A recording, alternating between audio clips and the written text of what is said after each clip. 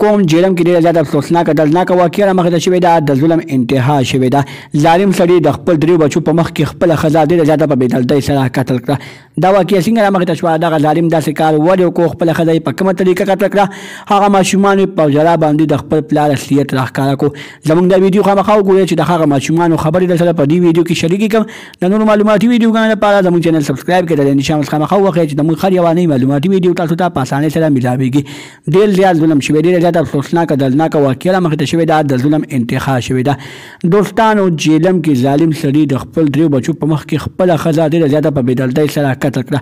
په کومه طریقه یې قتل کړه؟ په دې طریقه باندې قتل کړه چې خپل درې ماشومان بچي یې ځان ته په کټ کې وتړل، په پړو باندې کلک کلک، او بیا د هغې نه بعد خپله ښځه باندې اول ډېر زیات ظلم وکړو، لټې یې وکړې، سوکان وغیره هر څه یې وکړل، او بیا د هغې نه بعد تمانچه راواخېسته، د ماشومانو په مخ کې درې ډزه په سر باندې وویشته، او بیا هغه ظالم هغه ماشومان پر ځای باندې پرېښودل او وتښتېدو.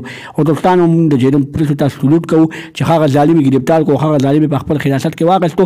دوستانو، نن سبا هغه ظالم د جرم پولیسو په حراست کې دی. موږ د جرم پولیسو ته دا التجا کوو چې دغه ظالم ته د ښه بدترینه سزا میلو شي، ځکه چې دغه ظالم د خپلو بچو ته د مستقبل باره کې داسې خبرې وښودلې چې تاسو به قتل څنګه کوئ، خپله مور به قتل کوئ، خپله ښځه به قتل کوئ. خو دوستانو، دغه ماشومان ډېر زیات ځورېدلي دي، او دغه ماشومان په چغو چغو باندې جاړي او وایي چې زموږ مور سره ډېر زیات ظلم کړی دی.